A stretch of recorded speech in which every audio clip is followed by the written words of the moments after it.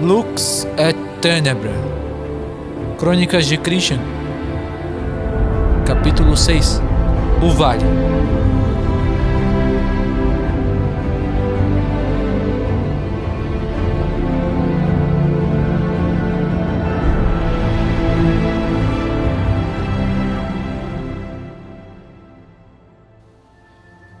Christian então se dirige ao leste, porém sem que o saiba, parte das bestas continuaram rastreando. Elas permanecem cautelosas, mantendo distância do garoto, para que não o alertassem novamente. Sua missão não era atacá-lo, somente segui-lo até que seu líder retornasse, para que pudessem saber como prosseguir daqui em diante. Cumprindo suas ordens, continuaram o rastreando de longe. Christian continuou avançando normalmente rumo ao leste, até que um fenômeno intrigante aconteceu. De repente, Christian sente à sua frente uma resistência no ar, como se passasse por uma película que suavemente envolvia aquela área da floresta desolada em que estava. Atravessar a película lhe dava uma sensação confortável e relaxante. Quando ele parecia terminar de atravessá-la, o ar que entrou em seu nariz parecia estar mais puro do que antes, e uma leve brisa parecia roçar sua face. Christian volta-se para trás, mas não parecia ver nada no lugar por onde passou. Que estranho! Estou certo de que passei por algo, como não há nada. E porque sinto que o ar está mais puro e o vento aqui parece soprar ligeiramente mais forte. Enquanto refletia o que acabava de acontecer, Christian ouviu barulhos de algo batendo por entre os galhos das árvores acima de sua cabeça. Mas antes que pudesse levantar seus olhos para verificar, algo caiu em sua cabeça. Ah, isso doeu! O que é isso? Olhando ao chão, Christian encontra um fruto caído aos seus pés. Frutos? Lembro-me de que em todas as árvores nessa floresta desolada não havia nada.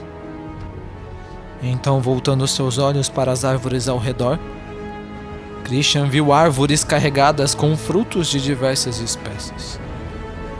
Enquanto ainda olhava em confusão, Christian percebe o som do canto de pássaros entrando em seus ouvidos.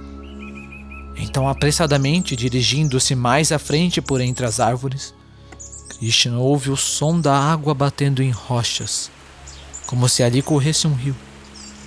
Logo, uma luz muito forte podia ser vista à frente. As árvores pareciam ser mais dispersas ali. Então, saindo da floresta densa, os olhos de Christian se ajustaram à claridade e diante de si, ele viu um belíssimo vale, no qual atravessava um grande rio e que parecia se estender além de sua vista. Quando a luz do sol entrou em contato com a sua pele, Christian pareceu sentir-se mais vivo e um calor confortável percorria seu corpo. As árvores e plantas ali pareciam cheias de vida e haviam pássaros aninhados em seus galhos, outros voando pelos céus, e todos enfeitando o ambiente com seus cantos.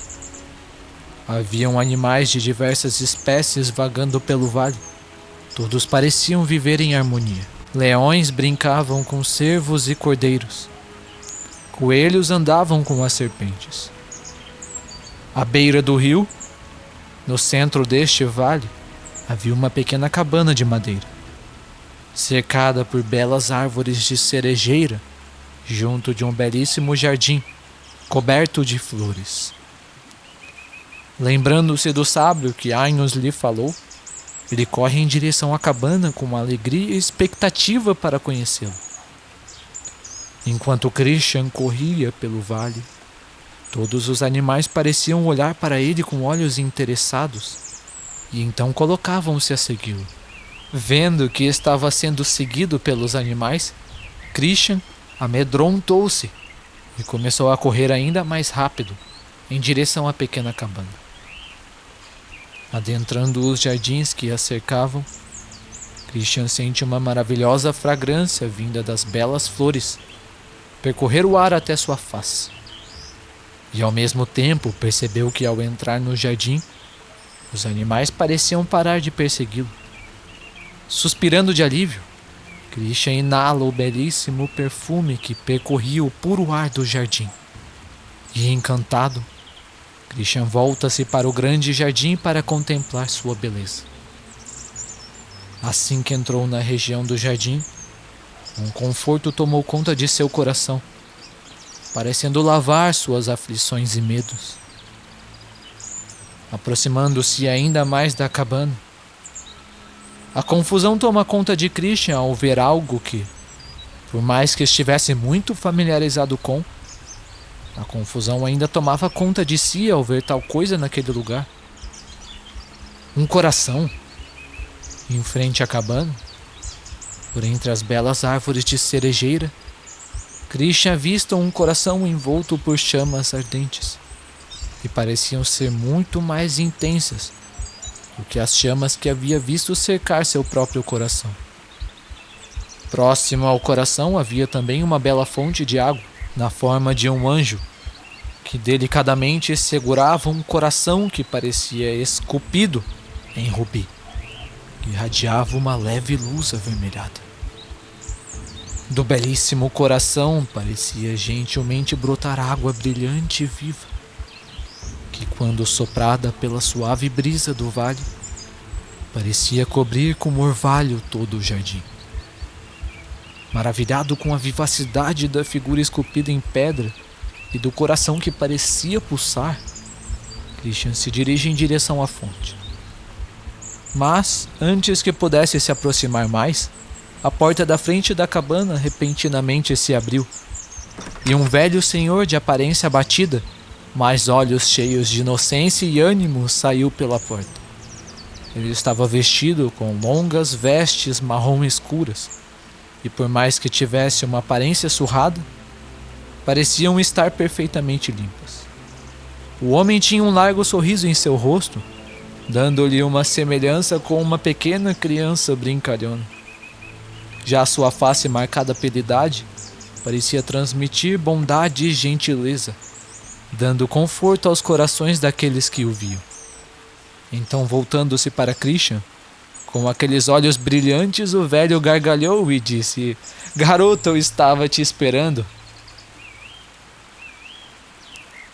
Papa me disse que você viria. Ele parece gostar muito de você. Bem, não vamos ficar aqui fora, vem, entre. Vamos tomar o chá que preparei antes que esfrie." Ainda meio confuso diante de todos os acontecimentos, Christian o segue para dentro da cabana.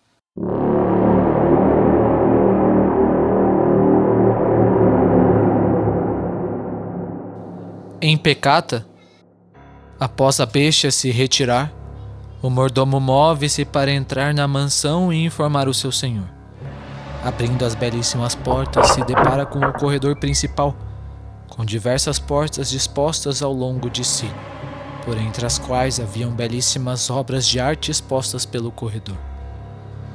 No chão era estendido um grande tapete vermelho e acima, belíssimos lustres eram vistos iluminando o ambiente.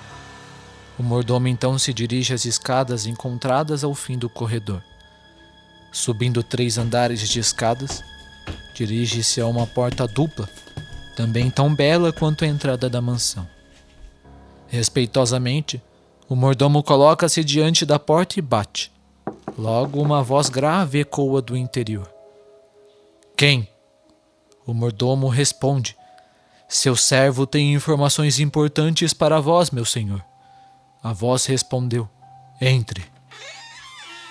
Ao abrir as portas, diante de seus olhos, havia uma sala, com prateleiras preenchidas por livros nas paredes, uma lareira acesa ao lado e uma belíssima mesa de madeira, disposta à frente de uma grande janela de vidro. Atrás da mesa estava um homem jovem, rosto delicado, longos cabelos loiros e olhos vermelhos, vestido em roupas casuais pretas. Enquanto o jovem lia seu livro, o mordomo curvou-se Entrou na sala e fechou as portas. Se dirigiu frente à mesa e ajoelhou-se, curvando sua face ao chão. Quando o mordomo se pôs de joelhos, o jovem retirou os olhos do livro e voltou-os para o servo. Sua voz grave então ecoa. E então, o que tens para me dizer? O mordomo levanta sua face em direção ao seu senhor e diz: Mestre Núncio, o líder das bestas que foram mandadas para rastrear Franciscus, voltou relatando encontrar na floresta desolada, em que o rastreavam, um estranho garoto. De acordo com seu relato, ele diz que o garoto parecia falar em uma linguagem não humana e que eles eram incapazes de compreender as palavras que saíam da boca do garoto. E a única coisa que pude pensar foram nas palavras usadas pelos et cornibus. Lembrei-me da época em que mostraram seus poderes diante de nós para colocar respeito através do medo em nossos corações. E seguindo a descrição da besta, lembro-me que quando os 10 usavam seus poderes mais fortes, as palavras da morte, que também soavam incompreensíveis aos nossos ouvidos, ao contrário de verba ex tenebra que usamos, as palavras da morte soavam mais como os sussurros de uma serpente. Ouvindo as informações que o mordomo lhe trouxe, Núncio arregalou os olhos e levantou-se apressadamente da cadeira. Tem certeza de que não se enganaram? O mordomo rapidamente responde. Ele relatou que seus instintos lhe diziam que o poder da luz, emitida por aquele garoto naquele momento, era maior do que qualquer um que haviam encontrado até então, desde o aparecimento de Verbum e Album. E se há uma coisa que as bestas confiam muito são em seus próprios instintos, por isso acredito que não deve haver erro. Núncio coloca o livro sobre a mesa e diz ao seu servo: Cuide de tudo enquanto estou fora. Eu precisarei visitar a torre. Vou relatar isso para o rei. Ao ouvi-lo, o mordomo fica surpreso, mas logo responde sim. Então, pegando em um cabide que ficava próximo à entrada da sala, um manto preto com um capuz e uma máscara para cobrir-se, Núncio vestiu-os de maneira que se tornasse irreconhecível, e logo retirou-se da mansão em direção à torre pelas passagens subterrâneas da mansão para que não o reconhecessem.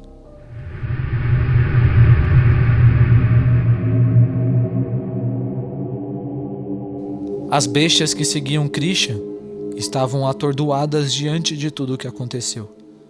Primeiro elas encontraram um garoto de aparência frágil e pensaram que poderiam se divertir um pouco, porém antes mesmo que o atacassem, o menino pareceu senti-los através de seus disfarces e os atacou com uma luz que lhes fez sentir dores inimagináveis, não deixando-os escolha de fazer qualquer coisa, a não ser correr desesperadamente para longe da luz. Porém, agora que seguiam o garoto de longe, esperando as ordens dos superiores, o menino simplesmente desapareceu debaixo de seus narizes. Eu não fui o único que vi isso, fui? O garoto estava andando bem aqui, quando o ar ao seu redor pareceu ondular como a superfície de um rio, e logo depois simplesmente desapareceu. As bestas estavam agora no exato lugar onde Christian foi visto pela última vez. Os últimos rastros de Franciscus foram não tão longe dessa região, e assim como os rastros do garoto, os seus rastros pareciam desaparecer no nada também. Não foi o desaparecimento do garoto também obra desse Cervorum? Possivelmente, quando o líder voltar, o que diremos a ele? Relatamos tudo o que vimos. Talvez Franciscus esteja envolvido nisso.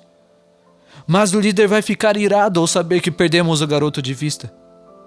As bestas continuaram investigando o local, mas ao contrário de Christian, elas passavam por ali, porém nada acontecia. Não há muito o que fazer, esperemos. Por enquanto só podemos montar acampamento neste local. Só podemos esperar que o garoto reapareça aqui. Quando o líder chegar, decidiremos como prosseguir. Sim, todos responderam.